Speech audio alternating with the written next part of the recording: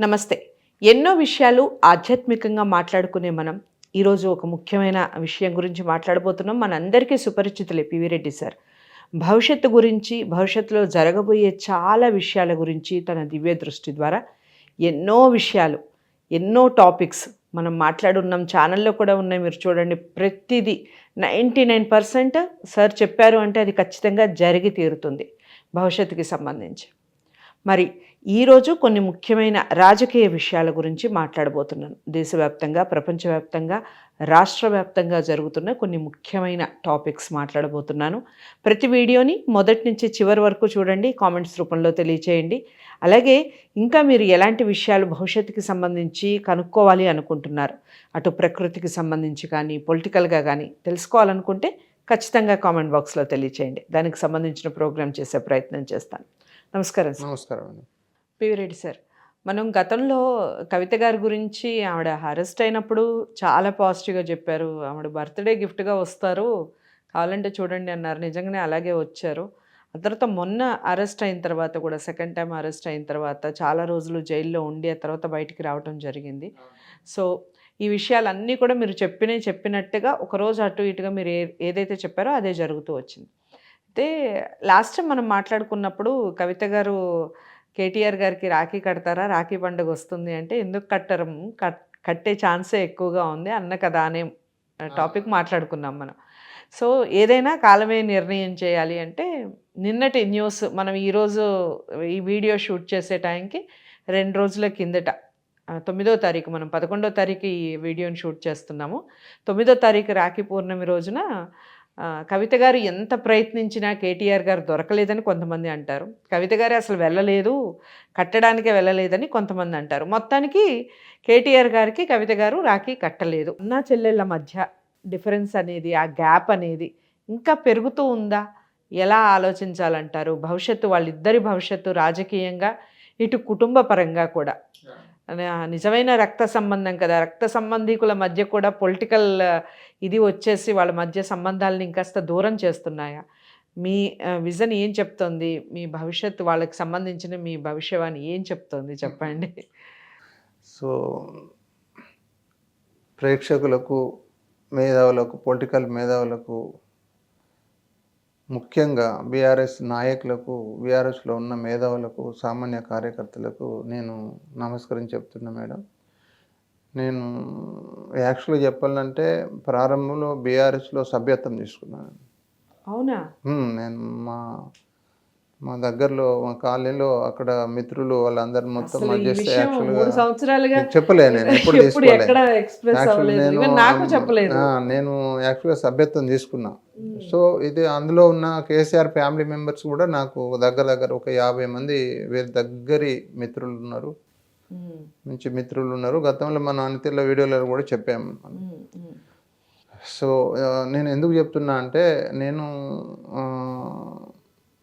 ఎగ్జాంపుల్గా నా దివ్య దృష్టి అనేది, జన్మించిన ప్రతి మానవుడు భగవంతుని దృష్టిలో సమానం, అందరు ముద్దుల బిడ్డలే. కానీ నేను ప్రత్యక్షంగా ఇప్పుడు కొన్ని సమస్యలు చెప్పబోయే ముందు, కొన్ని దుష్కర్మలు చెప్పబోయే ముందు అందరికి అర్థమయ్యే భాషలో నేను చెప్తాను మేడం. ఇప్పుడు ఆ భగవంతుని దృష్టిలో జన్మించిన ప్రతి మానవుడు భగవంతుని ముద్దులు బిడ్డలే. ఇప్పుడు బీఆర్ఎస్ పార్టీ ఆవిర్భావానికి, తెలంగాణ రాష్ట్రం ఏర్పడడానికి 1 year ముందే నేను చెప్పడం జరిగింది. కేసీఆర్ గారు సీఎం కాబోతున్నాడని నేను బహుశా బుక్లో కూడా రాసిన. ఇది బుక్లో రాసి కేసీఆర్ గారితో ఇనాగరేషన్ వాళ్ళ రిలేటివ్ ద్వారా నేను ఇంటిమేషన్ ఇస్తే, మీరు వాళ్ళే రాయించుకొని వాళ్ళే ఇనాగరేషన్ చేసేటని పేరు పోతుందని, ఇనాగరేషన్ అని కేటీఆర్ చేయను అన్నట్టుగా అంటే నా మిత్రుడు చెప్పాడు. నేను బహుశా 1 year బిఫోర్ చెప్పాను. తెలంగాణ రాష్ట్రానికి కారణ జన్ముడుగా కేసీఆర్ గారు అని నేను బుక్లో నేను క్లుప్తంగా కారణ జన్ముడు అని రాయడం జరిగింది. సో ఆయన ఫస్ట్ టైం, సెకండ్ టైం కూడా మనం సంపూర్ణ మెజార్టీతో గెలిచడం జరిగింది. ప్లస్ లాస్ట్ కూడా ఈ ఎవరైతే ఈ సత్కర్మ క్రియేట్ చేస్తారో వాళ్ళే దుష్కర్మ కూడా క్రియేట్ చేస్తారు.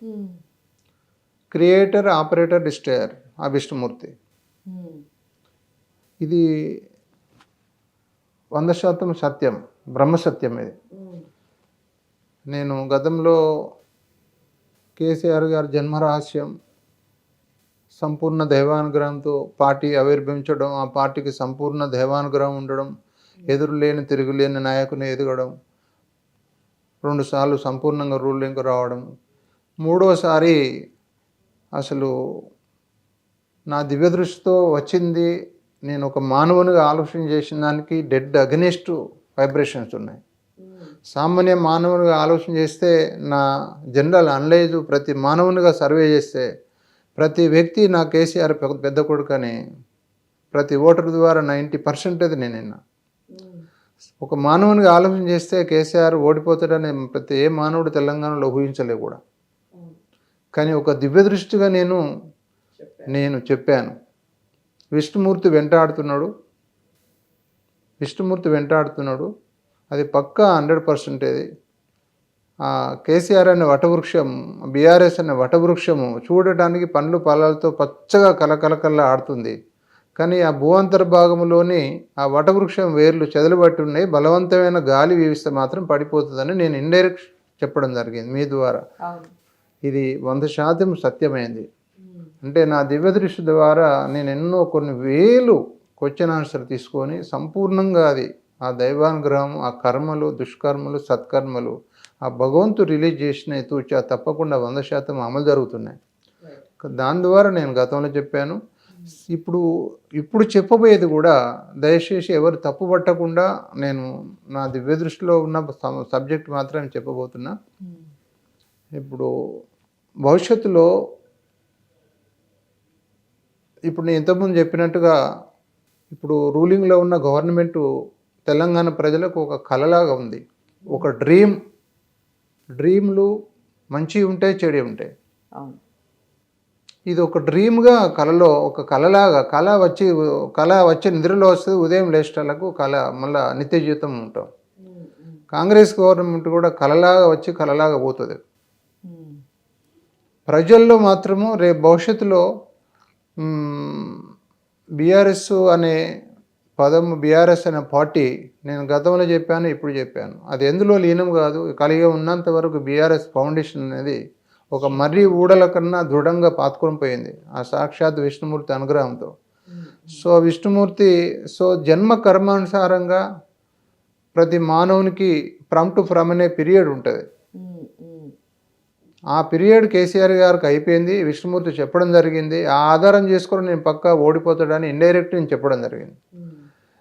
ఇప్పుడు నేను చెప్పబోయే సబ్జెక్ట్ ఏంటంటే, భవిష్యత్తులో ఒక సామాన్య మానవునిగా ఆలోచన చేస్తే కేసీఆర్ సీఎం అవుతాడని చెప్పడం జరుగుతుంది. ఒక దివ్య దృష్టితో ఆలోచన చేస్తే కేసీఆర్ మళ్ళీ సీఎం కాలేడు. ఆయన కర్మయోగంలో లేదు. కానీ బీఆర్ఎస్ మాత్రం 100% సత్యం, అది 100% రూలింగ్ రాబోతుంది. కానీ భవిష్యత్తులో నేను చెప్తాను, రేపు ఈ జన్మకర్మలు, పార్టీ జన్మకర్మలు, మానవుని జన్మకర్మలు, ఇవన్నీ సముద్రంలో ఈత లాంటివి. ఎన్నిటినో తట్టుకొని ఒడ్డుకు చేరాల్సి వస్తుంది. అది దైవానుగ్రహం ఉన్న వ్యక్తి ఎన్ని అలలు వచ్చినా, ఎన్ని అటుపోట్లు వచ్చినా ఆ ప్రయాణంలో ఆటంకాలు ఎదురుకావు. అన్ని ఎదుర్కొంటూ ప్రయాణం చేయక తప్పదు. కానీ సామాన్య మానవుని జీవితం కావచ్చు, పొలిటికల్ నాయకుని జీవితం కావచ్చు, సముద్రంలో ఈత లాంటిది అన్నట్టు, ప్రయాణం లాంటిది. సముద్రంలో ఏదైనా ప్రయాణం గ్యారంటీ ఉంది మేడం. సాక్షాత్ దైవానుగ్రహం ఉంటే ప్రయాణం గ్యారంటీ.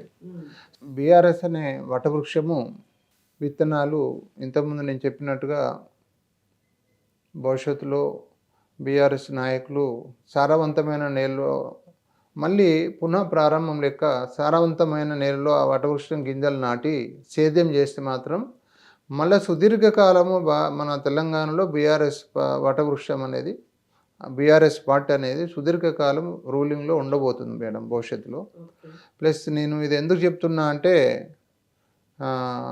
నేడు జరుగుతున్న పరిణామాలు, రేపు భవిష్యత్తులో వచ్చే పరిణామాలు నేను ఊహించుకొని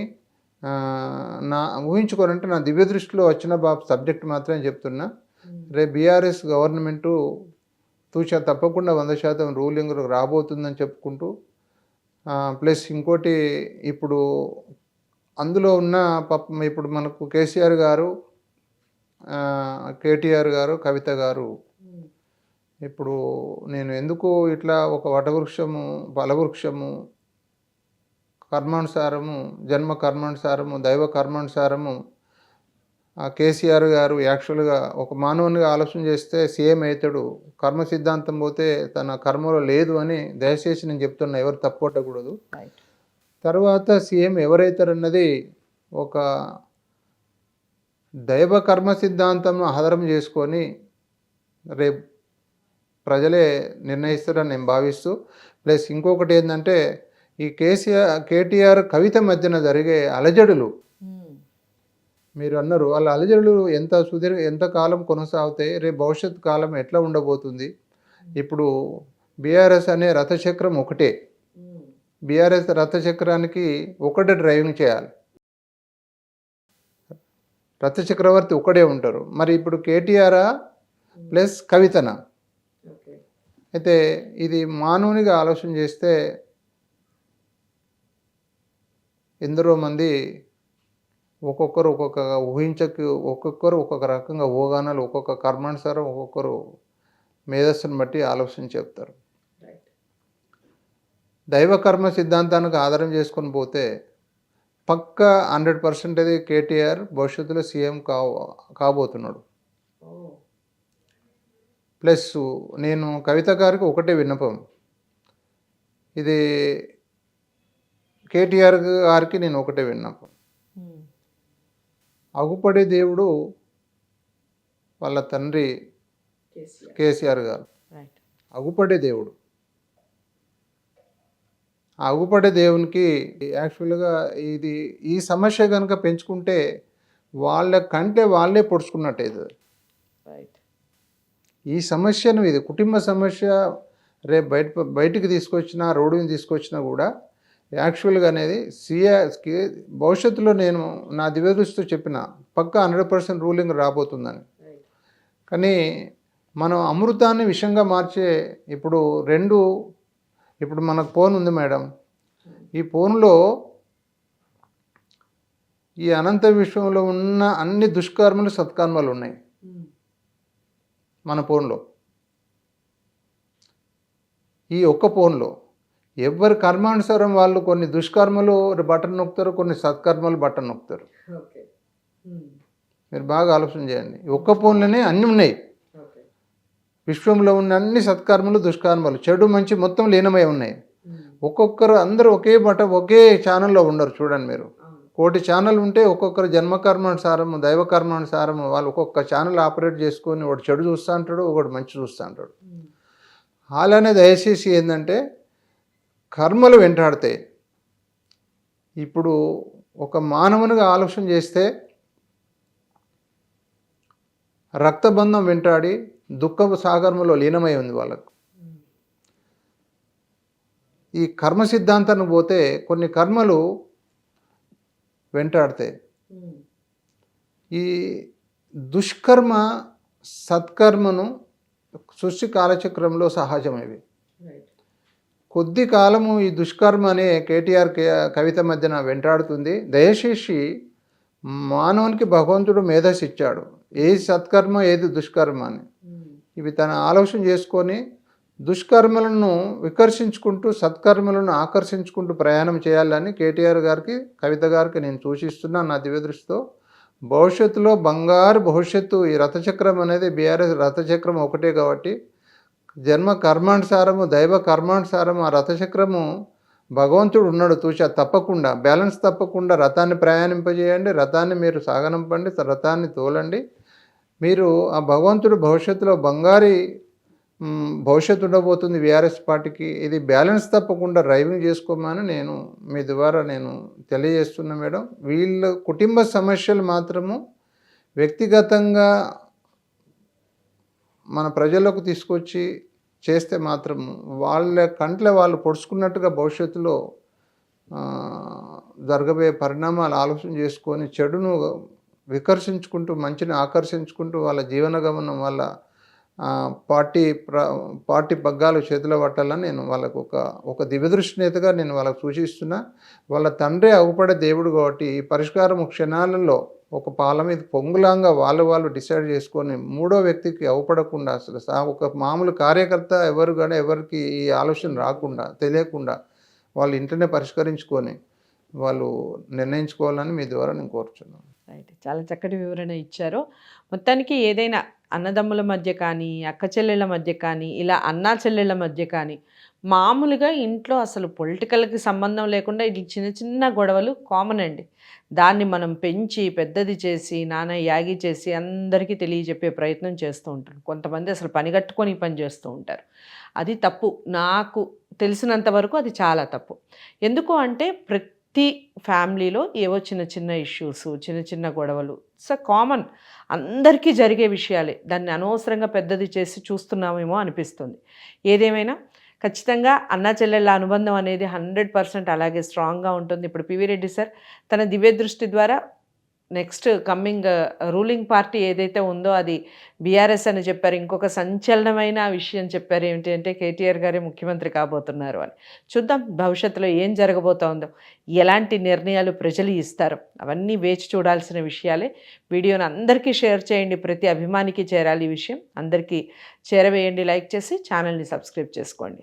మరి ఇంత పకడ్బందీగా బీఆర్ఎస్ గురించి చెప్పారు. మరి కాంగ్రెస్ పరిస్థితి ఏమిటో కూడా తెలుసుకోవాలి కదా. నెక్స్ట్ వీడియో దాని గురించి చేయబోతున్నాను. అది కూడా తప్పకుండా వాచ్ చేయండి. నమస్తే.